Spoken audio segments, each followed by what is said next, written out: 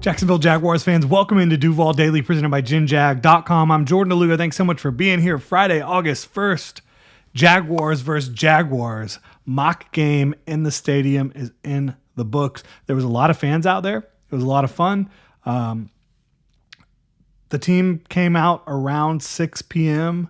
To start doing warm-ups, doing some positional drills and things of that nature. And then around 7 p.m. to 8:30 p.m., there was a mock game, Jaguars versus Jaguars, and we're going to recap that right here, right now. Really appreciate y'all being here. If you enjoy the content, please like and subscribe. Let me know if you were at the game, how you felt about it in the comment section below, how you're feeling about training camp so far, and obviously, we are just over a week away from Jaguars preseason game number 1. So very exciting times getting into this recap. Travis Hunter started the day in teal. He did not finish the day in teal. But yes, he did start with the offense. We'll get into how he performed. Just a couple notes. Arik Armstead was not dressed to play today. And so, they've not said anything about any injury with Arik Armstead until I think they said something about like a lower back this evening. I don't know what to think about the fact that he's really not been practicing very much in a team setting. They've said it's a veteran ramp up. Now I think there might be a little back situation, but definitely something to keep an eye on moving forward. I think the Jaguars defensive tackle position without Armstead and Mason Smith, who's still on the PUP, that is a little bit of an issue right now. Another issue, there was way too many penalties in this mock game on both sides. It was most of the practice, it was the Jaguars 1s versus the Jaguars 2. So the starting offense versus the backup defense, the backup offense versus the starting defense. I don't love when it's that much, like most of the practice is that, because iron sharpens iron. You want to be seeing more of good versus good than your starters versus your backups. Your starters are better than your backups, right? At least they should be. And that was the case tonight. And I actually don't even have the final score, which is pretty hilarious. I think maybe it was 24-9. Again, wasn't really paying attention to the score, was really paying attention to what was going on play to play. But again, 1 versus 2s for most of the night. You had a first quarter and then a second quarter, and then it got close to the end of the second quarter, and then they wanted to adjust the time clock and all that. So it wasn't like really, really a first half. It was a real like normal first quarter, except the starters came out pretty early for the Jaguars offense. And then second quarter, they kind of adjusted, tweaked, did some different things. Like they did at the end of the scrimmage, mock game, whatever, they did a 1 minute and 30 second drill, end of half drill, to try to simulate trying to go and get some points. And that actually was 1v1s, which is good to see. And we'll take a look at that for sure.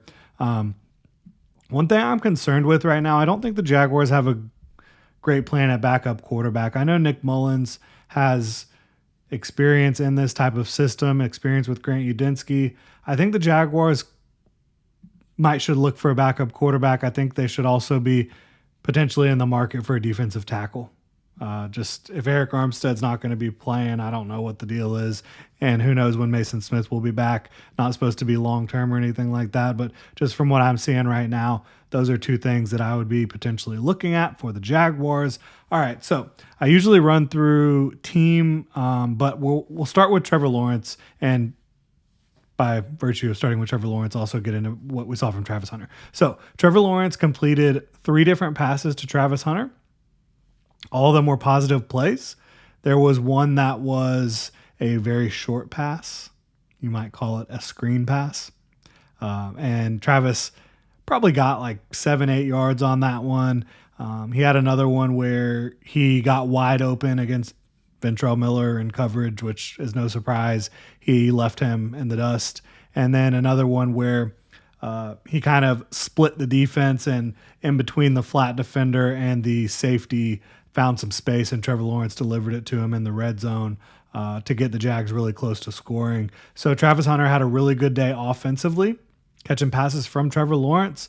The only play, or the only target that Trevor Lawrence had to Travis Hunter that was not completed was in the red zone, kind of a crossing going across the field. Ventrell Miller read it very well and was in position to get a pass breakup. So that was a good play by Ventrell.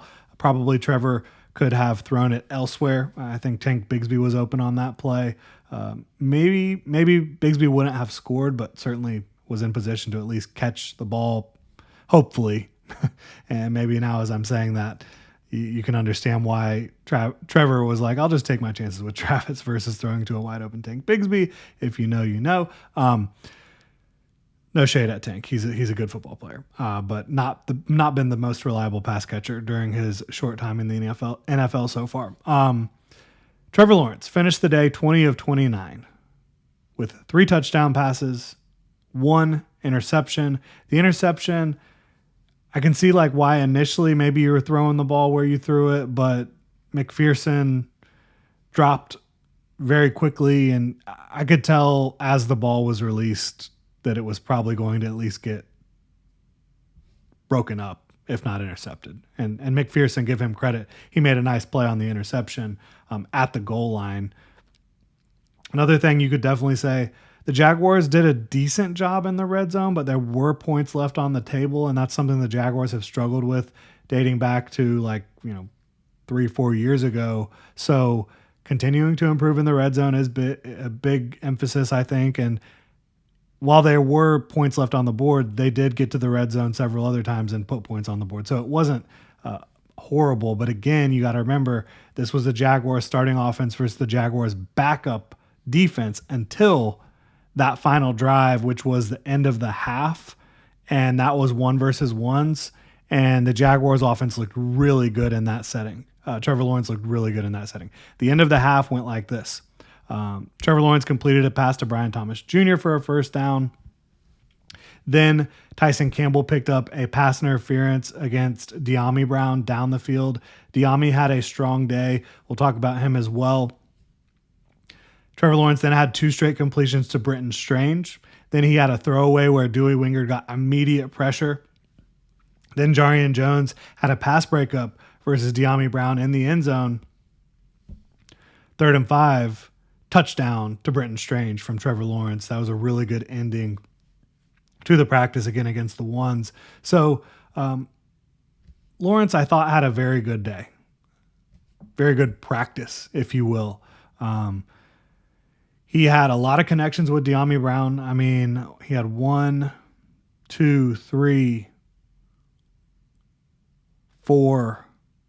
I think he had 4 completions to De'Ami Brown, plus the pass interference on Tyson Campbell down the field that was a big play for the offense. So that was a very good practice for De'Ami Brown, who has stacked good practices like 3 straight days.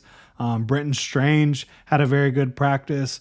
He got wide open, similar to how he did a couple days ago, kind of at the second level of the defense, was wide open, close to the sideline, opposite sideline. Seemed like a similar concept. And Trevor was able to find him immediately. That was really nice to see from Brenton Strange. And as I mentioned, on the final drive, Brenton Strange had 3 catches in hurry-up situations when you're just trying to get first downs, trying to move the ball and pick up an important score at the end of the half. So that was great to see. DeAndre Prince did have a pass breakup versus Brian Thomas Jr. early on. But after that, Brian Thomas Jr., that connection with Trevor Lawrence was lights out. Brian Thomas Jr. had 2 touchdown catches in this one from Trevor. He ended up having 1, 2, 3, 4, 5, 6 catches, I believe. 2 of them for touchdowns. So he had a very nice, impressive practice. Had some contested catches, had some plays where he was very, very open, had some nice route running and footwork on the sideline. So this was a really good practice for Brian Thomas Jr. under the lights in front of the fans, and it did actually get dark out there because they went till about 8:30. So great practice for Brian Thomas Jr., De'Ami Brown as well, Travis Hunter. So your top 3 receivers looking really good, Brenton Strange looking really good, and yes, again, a lot of this was against the Jaguars backup, so maybe you take it with a little bit of a grain of salt. But at the same time, this is not a trend of one practice. Pretty much since I would say since Sunday. So you had Sunday practice, Monday, Tuesday, Thursday, Friday. The last 5 practices, the Jaguars' passing attack has been very strong. And that's definitely encouraging.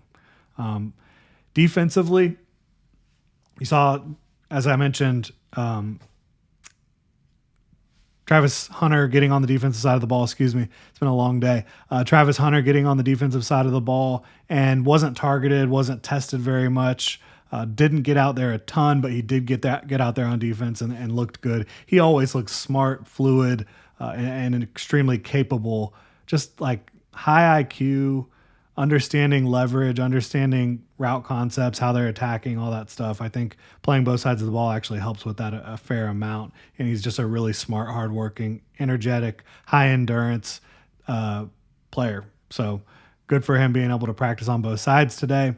Again, defensively, I thought Josh Hines-Allen, Trayvon Walker, they were dominant against backup linemen. They absolutely were. They had great performances. Jack Kaiser up and down a little bit, but had a really nice run stuff. Jaquindon Jackson, he had several carries on the day. Oh gosh, I got to get to this. But Jaquindon Jackson first. He had several carries on the day. Didn't make as much of them as I hoped.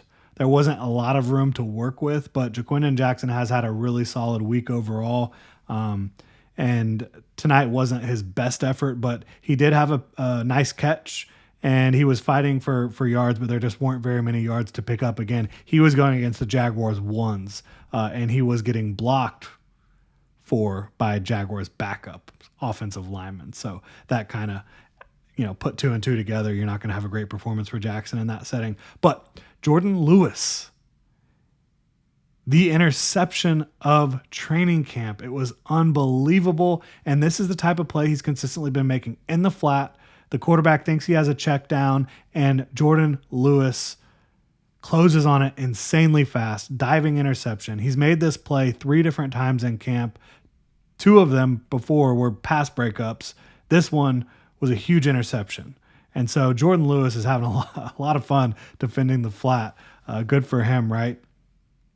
Cam Little, he was 2 of 2 on his field goals, made all of his extra points. He made his second field goal from 58 yards out, and it was good from easily 65. I think that overall the Jaguars' run defense was better than the Jaguars' run game, but that could be expected a little bit when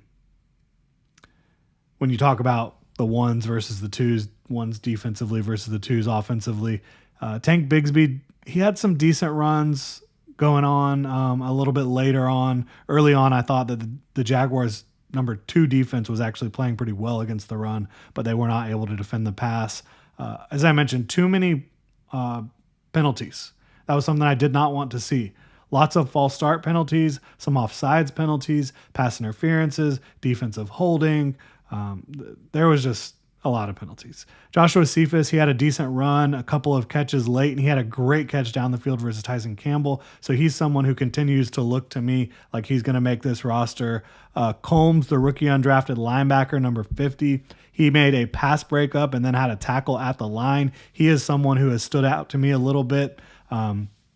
Devin Lloyd had a would-be sack. So you've seen the Jaguars linebackers, off-ball linebackers, get some sacks. LeQuint Allen had some nice plays in the pass game, which that's going to be part of his MO if he's going to have an impact on this team. The rookie running back out of Syracuse, 7th-round pick. He also had a goal line rushing touchdown. So that was good to see from him, being able to punch it in from short. I thought Jarian Jones had a very good practice overall, had a couple pass breakups. He continues to show out. I always thought that he should be the guy if Travis Hunter is not on the field with Tyson Campbell as outside corners. I always thought that, it should be Jarian Jones. And obviously the Buster Brown injury has kind of thrusted that upon the Jaguars, but I think overall that is who you want out there. That'll pretty much do it for this recap of the Jaguars mock game. Trevor Lawrence looking good. His receivers looking really good. Travis Hunter, De'Ami Brown, Brian Thomas Jr., Brenton Strange. There's the running backs in the pass game, I think, are doing a good job, which is important for this type of offense, certainly. And the defense, Trayvon Walker, Josh Hines-Allen, pretty much unblockable. Lots of plays being made around the field by different guys.